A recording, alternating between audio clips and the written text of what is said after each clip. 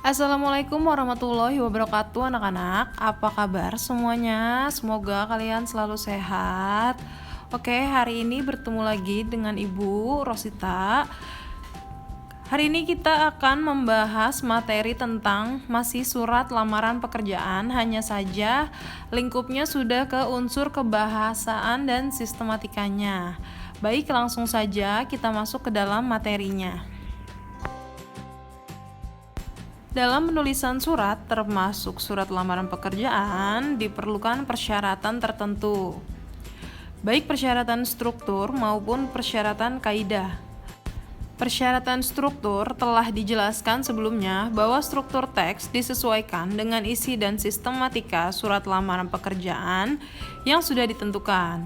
Untuk kaidah penulisan, hal-hal yang berkaitan dengan unsur-unsur kebahasaan adalah sebagai berikut, ada 5. Yang pertama, bisa kalian lihat sendiri di slide, penulisan surat lamaran harus menarik. Penulisan surat lamaran harus menarik agar dapat memberikan sebuah kesan pertama yang baik dan menambah peluang untuk diterima menjadi karyawan. Lalu yang kedua, penulisan surat lamaran menggunakan bahasa yang baik dan benar. Surat lamaran yang kamu buat harusnya menggunakan bahasa yang baik dan benar, pasti. Surat lamaran harus menggunakan bahasa yang formal karena surat lamaran termasuk surat resmi. Jangan menggunakan bahasa yang tidak formal dalam pembuatan surat resmi. Lalu yang ketiga, penulisan surat lamaran harus menggunakan kalimat yang efektif.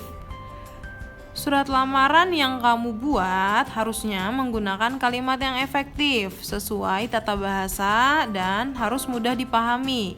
Dengan kata lain, tidak bertele-tele karena sebuah instansi atau perusahaan tidak menyukai surat lamaran yang bertele-tele. Keempat, penulisan surat lamaran mencantumkan tujuan dan alasan pelamar. Surat lamaran yang kamu buat semestinya mencantumkan alasan dan tujuan kamu membuat surat. Formasi apa yang diinginkan dan yang melatar belakangi kamu membuat surat lamaran tersebut. Lalu yang terakhir atau yang kelima, penulisan surat lamaran harus terbaca dan rapi.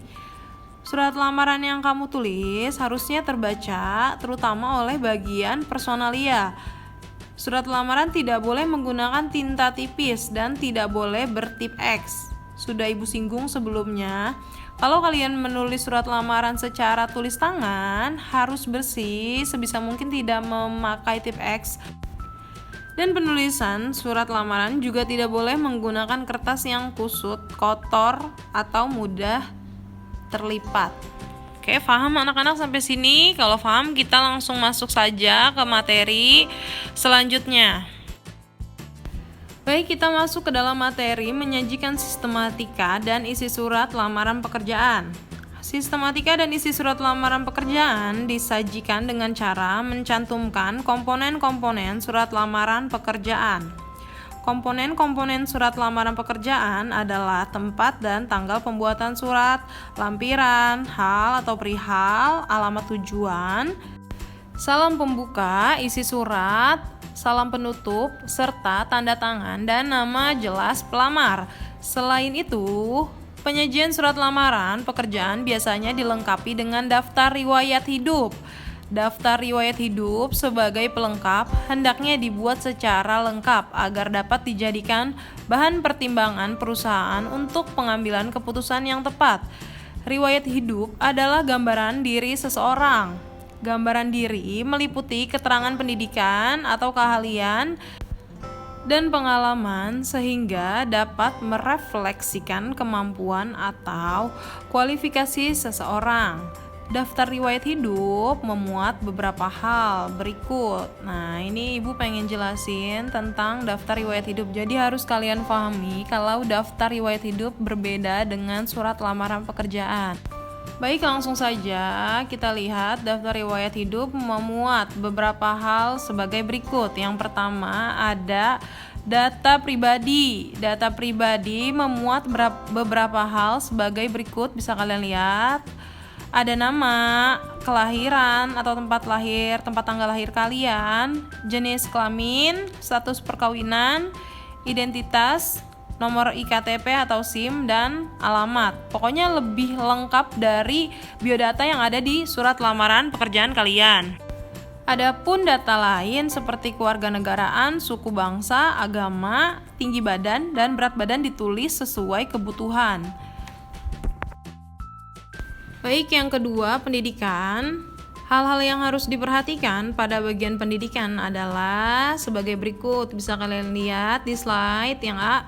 Jika pada subjudul hanya ditulis pendidikan, urutan penulisannya dapat terbalik, dimulai dari pendidikan tertinggi sampai tingkat pendidikan yang paling rendah. Contoh, tahun 2016 lulus S1 Sastra Inggris Universitas Gadjah Mada.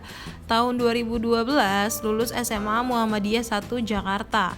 Dimulai dari yang lulusan universitas, lalu di lulusan SMA, tingkat SMA, paham? Lalu yang B, jika pada subjudul ditulis riwayat pendidikan, urutan penulisannya harus dimulai dari pendidikan yang terendah, diikuti dengan pendidikan yang lebih tinggi. Hal itu karena kata riwayat mengandung pengertian kronologis sehingga penulisannya harus mengikuti urutan waktu. Contoh, lihat yang di slide pertama, tahun 2012 lulus SMA Muhammadiyah 1 Jakarta. Tahun 2016 lulus S1 Sastra Inggris Universitas Gadjah Mada. Urut ya, dari lulusan SMA sampai perguruan tinggi. Lalu yang C, jika pernah mengikuti pendidikan non-formal, selain pendidikan formal, dituliskan pendidikan formal terlebih dahulu. Lalu yang terakhir, jika pernah mengikuti pendidikan di luar negeri, selain di dalam negeri, dituliskan terlebih dahulu pendidikannya dalam negeri. Oke, paham sampai sini? Kalau paham, kita bisa langsung ke slide selanjutnya ya. Lalu yang ketiga, pengalaman kerja. Pelamar yang telah memiliki pengalaman kerja dapat mencantumkannya dalam daftar riwayat hidup yang disusun secara kronologis, dimulai dari penyebutan kapan bekerja atau dari tahun berapa sampai tahun berapa, menjabatnya sebagai apa di perusahaan apa, sampai bekerja di mana. Contoh bisa lihat di slide, 1 Januari 2005 sampai dengan 2 Januari 2010 sebagai tenaga administrasi di PT Lestari Jaya, Jalan Subagio, nomor 7 Semarang. Yang keempat, keterangan lain. Keterangan yang dapat dimasukkan ke dalam subjudul ini adalah keahlian khusus, misalnya kemampuan mengoperasikan Microsoft Office, penguasaan bahasa asing tertentu, prestasi yang pernah diraih di akademik atau di non-akademik, organisasi yang pernah diikuti, misalnya kalian pernah ikut OSIS, pramuka, dan lain-lain, kegemaran pribadi, kepemilikan sertifikat, misalnya kalian punya sertifikat kejuaraan bola, kejuaraan futsal, kejuaraan basket, dan lain-lain, lalu sebagainya. Yang terakhir, referensi pribadi ini tidak harus dicantumkan anak-anak. Referensi pribadi merupakan keterangan dari orang-orang tertentu tentang diri pelamar. Orang yang ditunjuk sebagai referensi untuk kepentingan melamar pekerjaan antara lain mantan atasan, mantan guru atau dosen, atau kolega. Orang-orang tersebut harus dapat menjelaskan profil pelamar dari sudut pandangnya sesuai posisi masing-masing. Siapa pelamar, bagaimana kinerjanya, dan apa saja prestasinya. Baik, sampai sini ada yang ingin ditanyakan? Kalau memang ada, bisa langsung tanya di grup Bahasa Indonesia atau bisa langsung komentar di bawah untuk kolom diskusi. Baik anak-anak, semoga pembelajaran kita hari ini bermanfaat untuk kalian semua. Kurang lebihnya Ibu mohon maaf. Wassalamualaikum warahmatullahi wabarakatuh.